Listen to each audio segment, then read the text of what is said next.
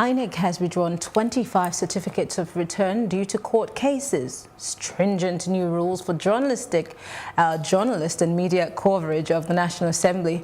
Well, the President of the Senate, Bukola Saraki, promises to probe it, more like he doesn't know about it. Well, this is Plus Politics, and I am Mariana Cohn.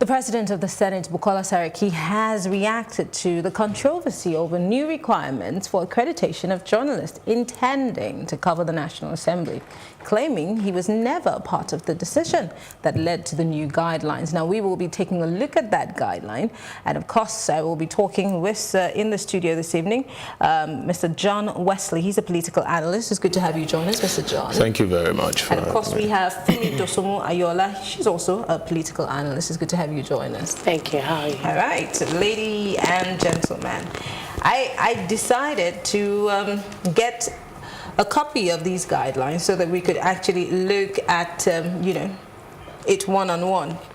Now, of course, all over the news, the Senate President is saying, look, I had no hand in this. Have you seriously? Really? But there's some things that caught me, and not because I am a journalist, but generally. Let's look at it. The third section, because it's numbered, the first thing they say is that all media organizations will have to submit a copy of its income tax return for the last 2 years. All media organizations would also must have at least 5,000 viewership per day.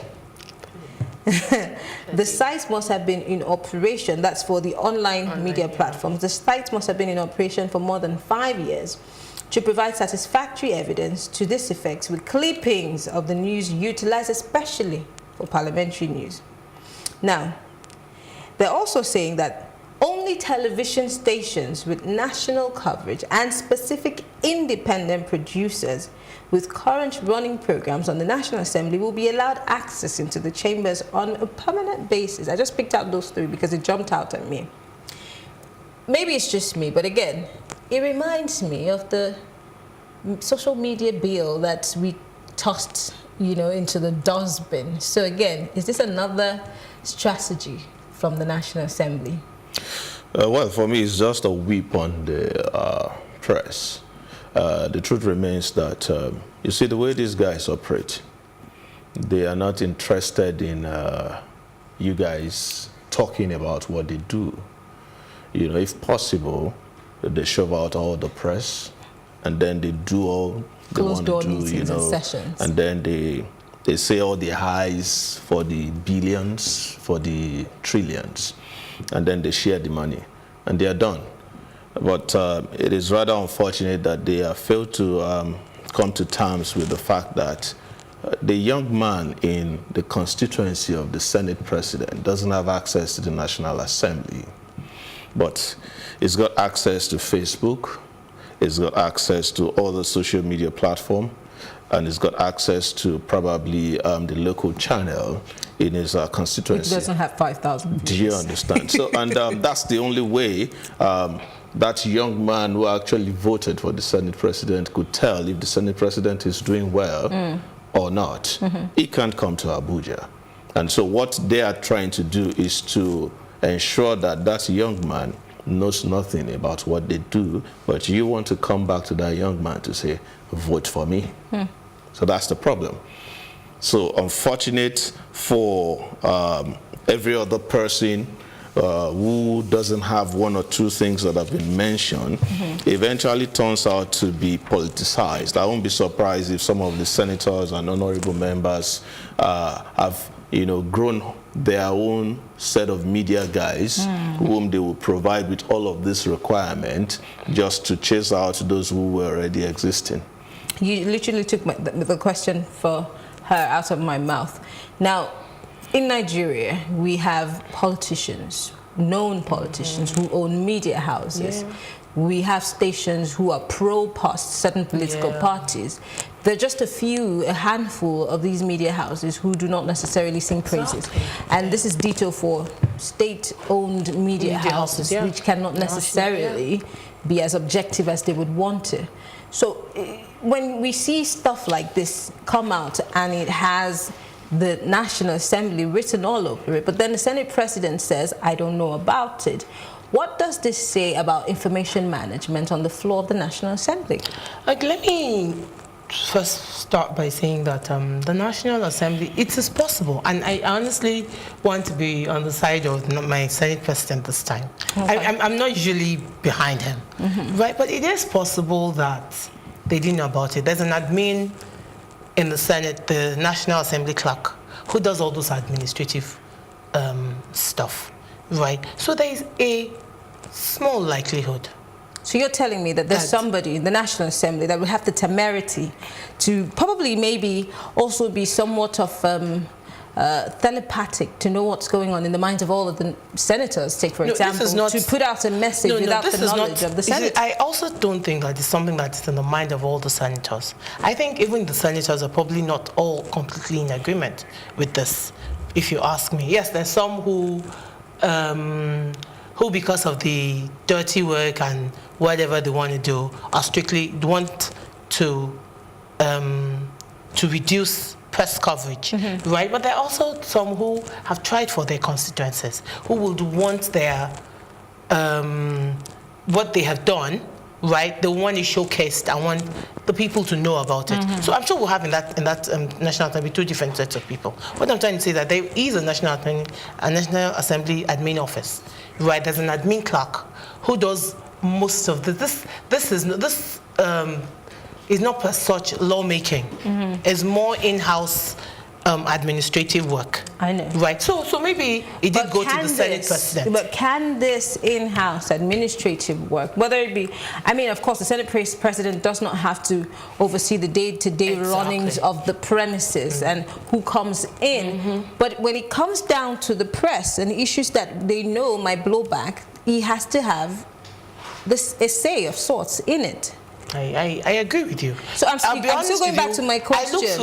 Who would have the temerity to put out such a statement without doing due diligence on the principles in the National Assembly? I'm just wondering. I look through some of those conditions, and to be honest, some of them are really fair and not so bad. I mean, okay, so the one of 5,000 views, yes. But when you say, show me your tax certificates for the last 2 years, I honestly think they should. Well, I mean, they would not be operating if they don't have tax clearances. For example, the National Assembly is also not a place where every Tom, Dick, and Harrison can go into. So you have to be a known and properly accredited media house to go in there. Sorry, but there's several companies in Nigeria. Look, I've worked. Let me. But they do not go into the National Assembly. No, what I'm just trying to say that they're big names, big companies, big people, big. That they have three. Have you seen a company that has 3 different accounting audited accounts? One for the shareholders, one the real one, and then one for the taxman. So these things, we know these things happen. That's why, for some funny reason, I think that some of these things, they're not wrong. Okay, so when you tell me 5,000 views, and that might be a little funny, but you know, some of those conditions are not so bad, if you ask me. But you would agree with me that for you to work or operate within the National Assembly, the Senate President must know. There is no how. No, I agree that he possibly. And you must also acknowledge that the press is the fourth estate of the realm. That is, it turns out to be the fourth arm of governance. You know, there is no how you want to constitute that arm for the National Assembly and not follow the entire process, just like you talk about a minister that would be confirmed for office going into the chambers and standing in front. So why is the press having so much? Why are they making so much? There's so much hula baloo about the conditions. If these conditions are conditions, I want you to. I'm a journalist by profession. Okay. And for me, it's like you're trampling upon me you're trampling upon me and doing everything possible to deprive me of giving the people the information the way they are supposed to get it. Freedom of information. There was an FOI deal. John. Yeah. That I don't think I'm playing devil's advocate here. Forgive me, but I really do not think that all of those conditions have actually impinged. I have no issues. No, I practically do not have issues. Freedom of information. They haven't said the press shouldn't come in. They haven't said anything like that. What they have said. I want you to acknowledge something. Okay. When it comes to politics, I think for a couple of years I've played the game. I understand how it comes. When the people in government don't want something, when they don't want you to do something. So you think that this is a deliberate move? I can say it. Conspiring against the press? Yeah, I can say it from Plus TV Africa to the heavens that there is a conspiracy somewhere. The Senate President is aware of this. But he has, and I am sure. But the Senate President is leaving. It doesn't matter. It doesn't matter. He has released this No. statement. You should know that it doesn't matter what the Senate President says. Well, it should matter. Maybe 2 or 3 weeks. I am saying at this point that what the Senate President says, few weeks to swearing in, where elections will be conducted for a new Senate President and a new speakership, where there are interests. I'm telling you, it's just a way of shoving out the press. I won't be surprised by the time they will be conducting these elections, the press will not be granted access to witness the election. I'm just wondering what would be in it for him, because he's bowing out, and I'm not in any way trying to play the devil's advocate for anybody, but I'm just wondering, he's bowing out. You want to know what will be in it for him? Yes, it's a question. Now, for every leader who is in a position, is interested in who succeeds him. Well, but his party, as we speak, is in the minority. It doesn't matter. He's also working for someone to succeed him. It doesn't matter. Lawan may be the next person the APC wants. But Bukola Saraki is working so hard to ensure. Some people worked so hard for Bukola Saraki to be Senate President. Some people worked, they defied every procedure to ensure that. You see, let's go back to NAS in this thing, where there are, you're making it look as like all the senators and all the members of the House of Reps, all of them are all in one boat and they all agree to this stringent conditions. What I'm saying is that there's some people in there who actually want the press. No, definitely. I'm not saying. You can't say that because of some shenanigans that some other people wanna do, that they will now, everybody will sit down quiet and watch the press not being taken into consideration. But I'm sure you know that minority will have their say, majority will have their way. I'm sure you know that. Yeah, so now the majority... I can tell you categorically that majority of the guys who sit in the chamber would avoid the press if possible. I don't agree with you. All right, let's come back to the guidelines.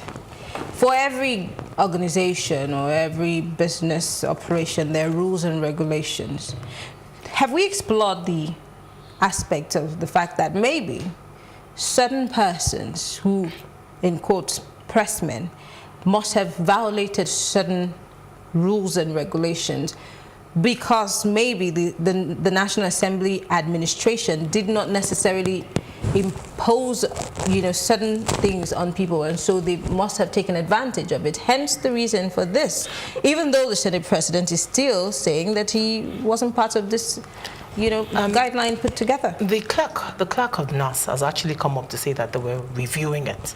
I mean, that was why I thought that, okay, this thing was not really... If they were reviewing it, how come it made its way out? No, when it came out, right, and I'm sure that when it came out, it was without, that's what I'm saying, that's why there's a review. I honestly believe that it didn't really pass through. It must have been something that was delegated.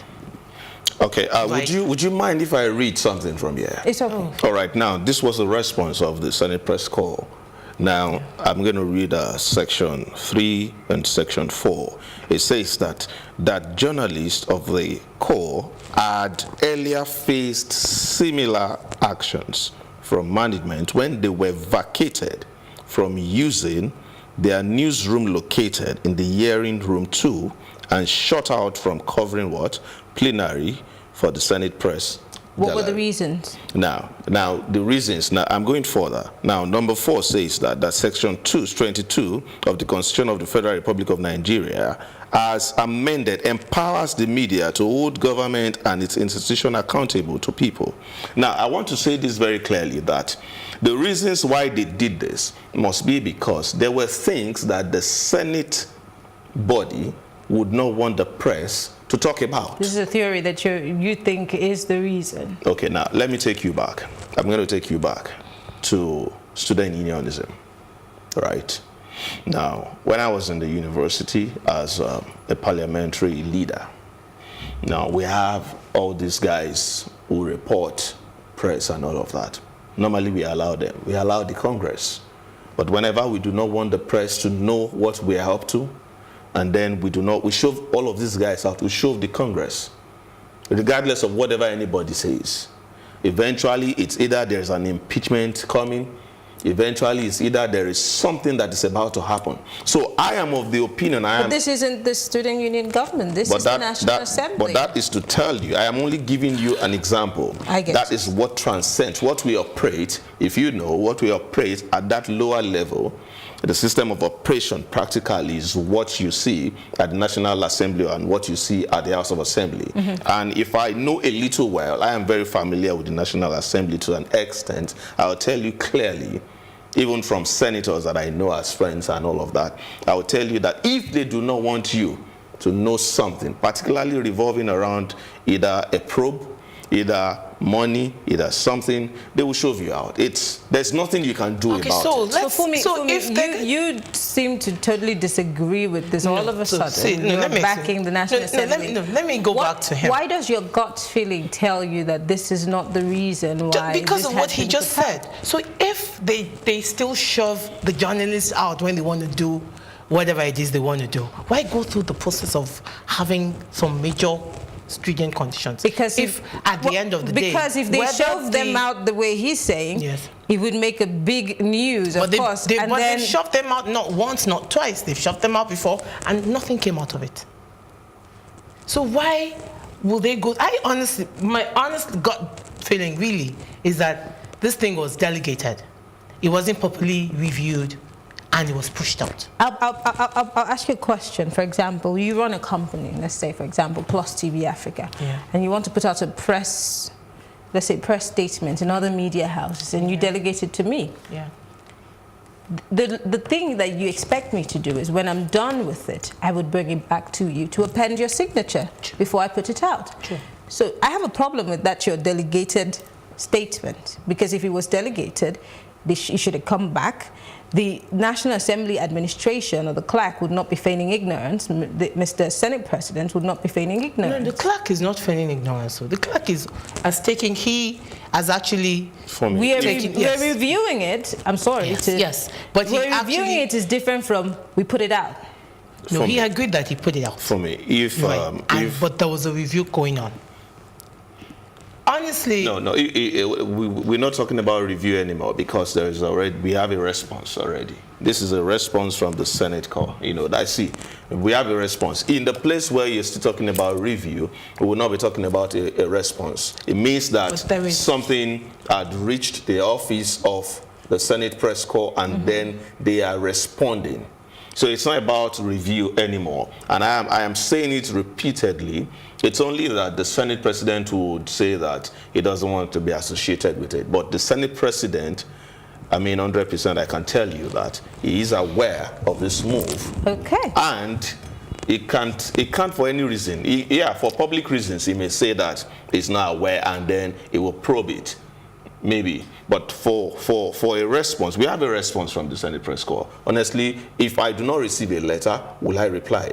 There's no reason for me to reply. So going forward, what do you think the media needs to do? Should they align immediately, even though there's so many, we did not, oh, well, maybe we did. How should the media embrace this? I'll start with you. Because you're all for this. You're saying it's seemingly fair. You're not a media person, but of course you benefit from the media. So what do you think the press should do going forward? Because this does not just cover radio and TV. It's talking about even the guys who own private, magazines and all of those, social media, etc., etc. No, I think actually some of those, like I said earlier, some of those quantifications are perfectly all right. Now, there's some that look completely ridiculous. So those ones, I think that instead of rejecting the whole thing outright, right, there should be some form of committee from the press get together and look at it and say, look, these are the things we think sound reasonable. These are the ones we're not particularly, we don't, and give your reasons for why you don't think it should work. And then present that back to the House. And get the House to, make a presentation to the House and say, look, these are the things. Because all this noise, we're going to blacklist the politicians, we'll do all this. Personally, for me, a lot of people in the press have lost credibility.